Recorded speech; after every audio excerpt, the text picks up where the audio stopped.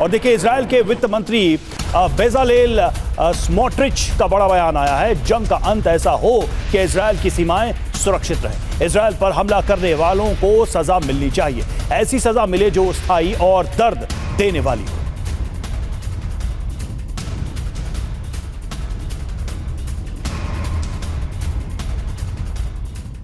तो देखा आपने एक तरफ जेडी वेंस और ट्रंप के जो बयान आए हैं उसका क्या रिएक्शन आ रहा है इजराइल में। ऐसा लग रहा है कि कहीं कोई उसका प्रभाव नहीं है। इजराइल किसी भी कीमत पर अपने उस स्टैंड से पीछे नहीं हटने को तैयार है जिसमें प्रॉक्सीज का अंत करना है, जिसमें प्रॉक्सीज का खात्मा करना है। अब सबसे बड़ी बात यह है कि जो बात जेडी वेंस कह रहे हैं कि अगर हमने हाथ खींच लिया तो इजराइल कुछ भी नहीं है, उसमें कितनी सच्चाई है?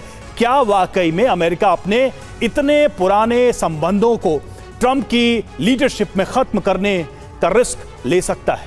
यूएन में इजरायली राजदूत ने ऐलान क्या किया है वो आपको बताते हैं। फाइनल डील अभी बाकी है। वो कह रहे हैं यूएन में इजराइल के राजदूत डैनी डैनन का बड़ा बयान आया है।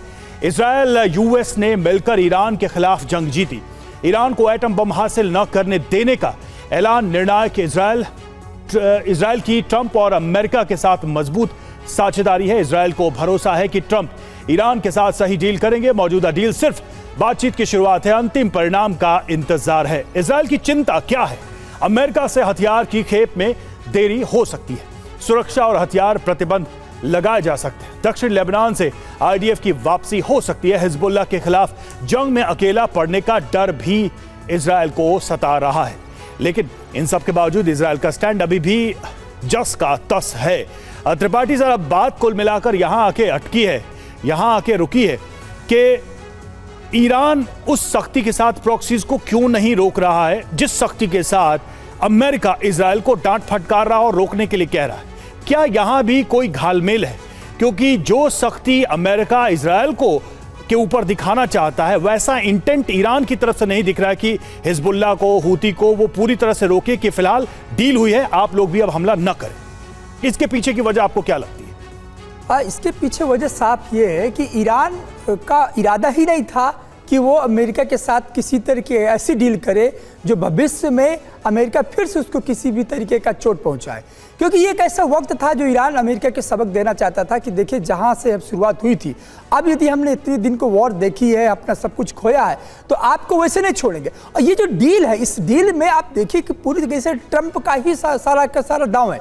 वो वहाँ से हटना चाहता है, वो सब कुछ दिया ईरान को जो ईरान पाना चाहता था। ईरान का सैंक्शन हटा, ईरान के साथ मिडिल ईस्ट के कंट्री, दुनिया का कोई भी कंट्री वहाँ इन्वेस्टमेंट कर सकता है, वहाँ पर ट्रेड कर सकता है। ये ईरान के लिए सबसे बड़ी जीत है। ईरान के लिए पूरा दुनिया को खोलने की तैयारी कौन किया? ये ट्रंप ने किया। ट्रंप से सवाल लोग करते हैं अमेरिका के अंदर कि क्या इसीलिए आपने वॉर लड़ा था? क्या मिसाइल टेक्नोलॉजी बंद हो गई? क्या रिजिम चेंज हो गई? क्या न्यूक्लियर प्रोग्राम वो ऑफ हो गया?